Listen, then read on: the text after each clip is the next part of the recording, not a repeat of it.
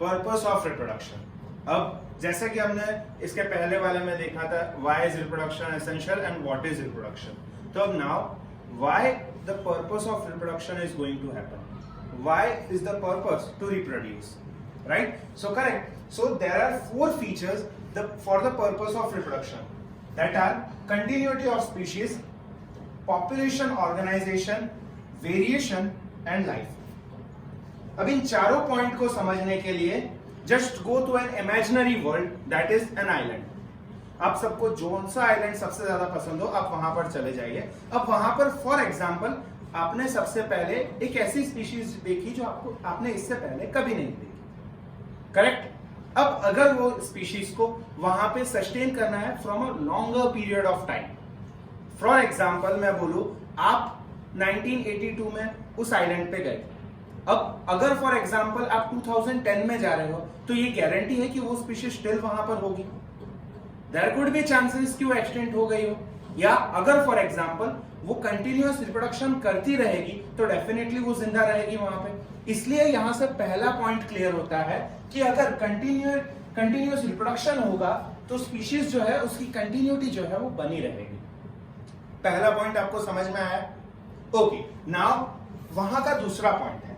अब अगर for example वो स्पीशीज वहां पर थी, रिप्रोडक्शन होगा, क्योंकि अब मैं सिर्फ ऐसा तो नहीं बोल सकता सिर्फ रिप्रोडक्शन होगा, डेथ भी तो होंगी वहां पर। तो ये जो रिप्रोडक्शन होता है वो ओरिजिनली वहां की पॉपुलेशन को जो है वो मेंटेन रखता है। जैसे कि जो यंगर वंस होंगे, जो एल्डर्स होंगे, जो एज्ड पर्सन होंगे, इन सबको वो मेंटेन रखेगा। इसलिए रिप्रोडक्शन जो है वो पॉपुलेशन मेंटेनेंस में भी बहुत इंपॉर्टेंट रोल प्ले करता है। तो ये हो गया पॉपुलेशन मेंटेनेंस और पॉपुलेशन ऑर्गेनाइजेशन। अब अगर सबसे इंपॉर्टेंट पॉइंट है रिप्रोडक्शन का, दैट इज वेरिएशन।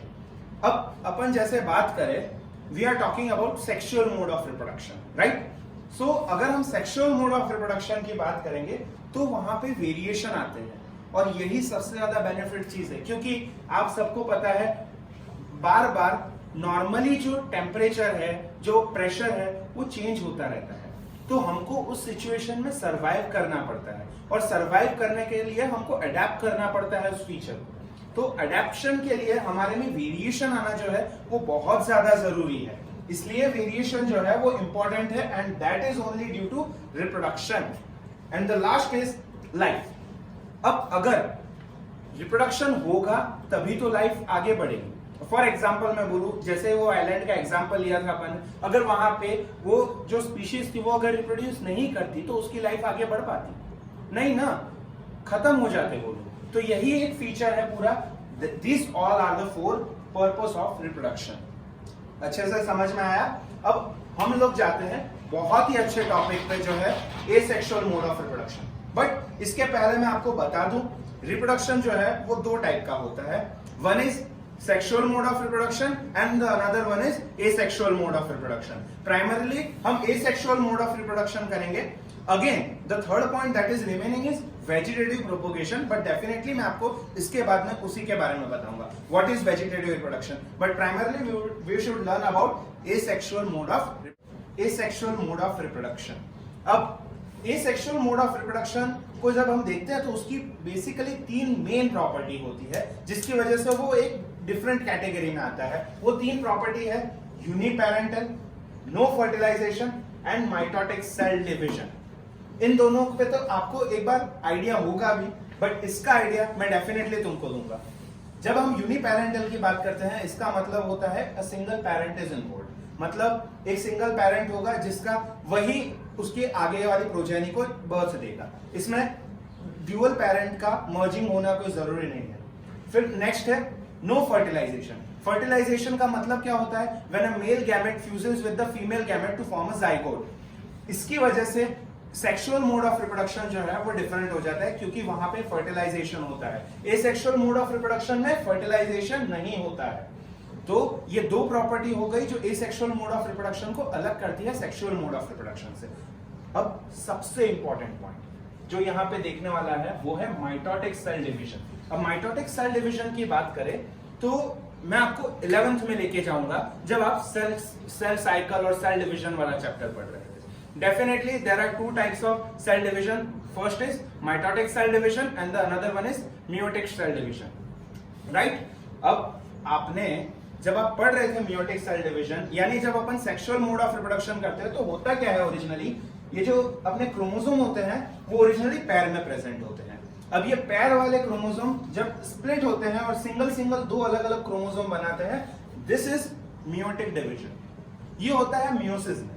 बट यहां पे जब हम एसेक्सुअल मोड ऑफ रिप्रोडक्शन की बात कर रहे हैं तो यहां पे ये सिचुएशन जो है वो नहीं हो रही, मतलब 2n से सिंगल n पे नहीं जा रहा है, क्रोमोसोम जो है वो स्प्लिट नहीं हो रहे हैं, इसलिए यहां पे माइटोटिक सेल डिवीजन हो रहा है। माइटोटिक सेल डिवीजन का सीधा मतलब है n से n बनना या 2n से सीधा 2n बनना।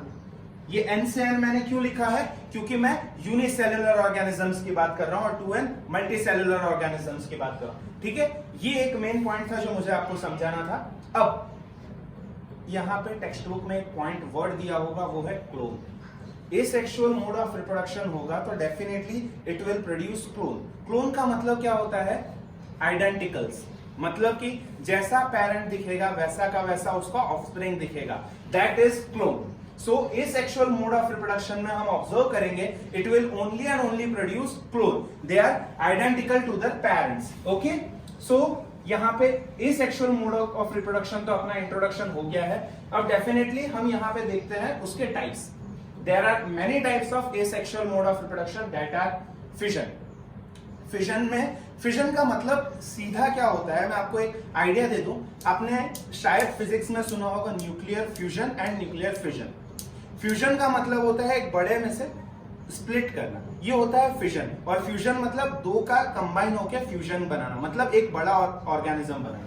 यहाँ पे हम फिजन की बात कर रहे हैं जो दो टाइप के होते हैं, एक ही, one is binary and the another one is multiple. After that is budding, spore formation and regeneration. So let's start with fission. Okay, so when we are talking about fission, fission का अभी जैसे मैंने आपको बता दिया what is fission, जब एक single parent, मतलब फॉर एग्जांपल में एक अमीबा, सबको पता है what is अमीबा, ये अमीबा है, ये सिंगल पैरेंट जब डिवाइड करेगा 2 में,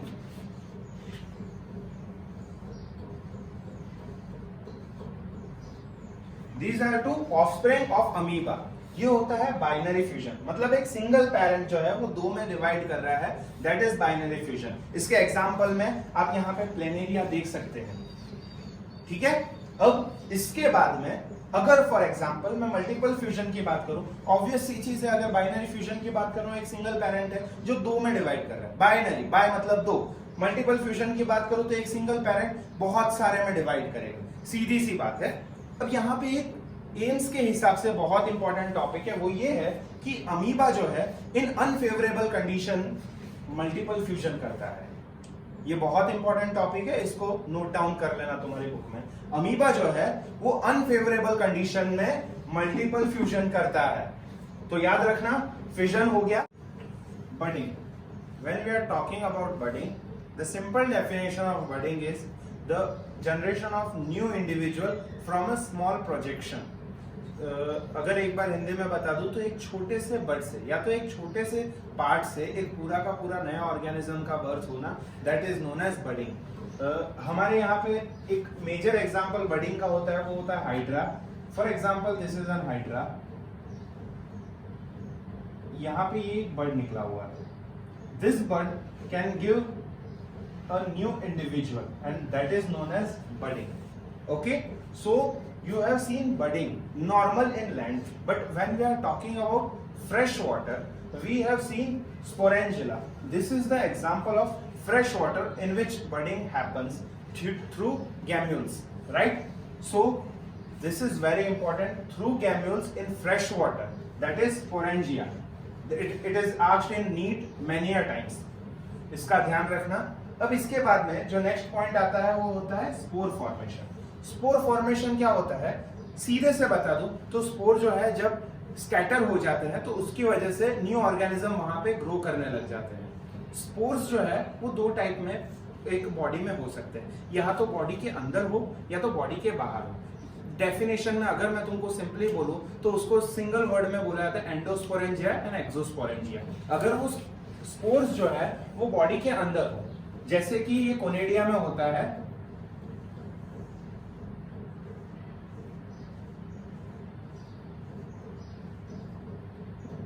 ये होते हैं एंडोस्पोरेंजिया। अब यहां पे फॉर एग्जांपल मैं ज़ूस्पोरेंजिया की बात करूं तो यहां पे क्या होता है, स्पोर्स जो है वो बाहर रिप्रेजेंट होते हैं।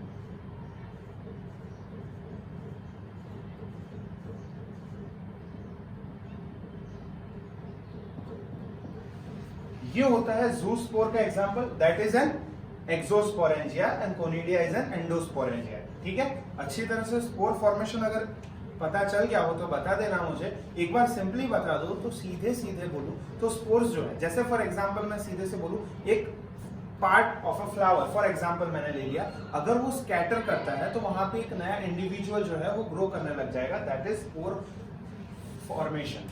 ठीक है, अब नेक्स्ट इज रीजनरेशन। रीजनरेशन का मतलब, आपने वो स्पाइडरमैन मूवी देखी है, उसमें डॉक्टर ऑक्टोपस उसके नए पार्ट्स को ग्रो करने के लिए वो जैसा यूज करता है, दैट इज रीजनरेशन। रीजनरेशन मतलब अगर फॉर एग्जांपल एक इंडिविजुअल को मैंने काट दिया तो वापस से वो पूरा का पूरा नया ऑर्गेनिज्म बन जाएगा, दैट इज रीजनरेशन। अगर हम फॉर एग्जांपल मैं बात करूं तो आपने सुना होगा कई बार कि अगर एक लिजार्ड होती है, मतलब चिपकली, उसकी पूंछ काट दे तो उसकी पूंछ जो है वो वापस से ग्रो कर लेती है। ये जो है इस प्रोसेस का एक वर्ड होता है, दैट इज एपीमॉर्फिज्म।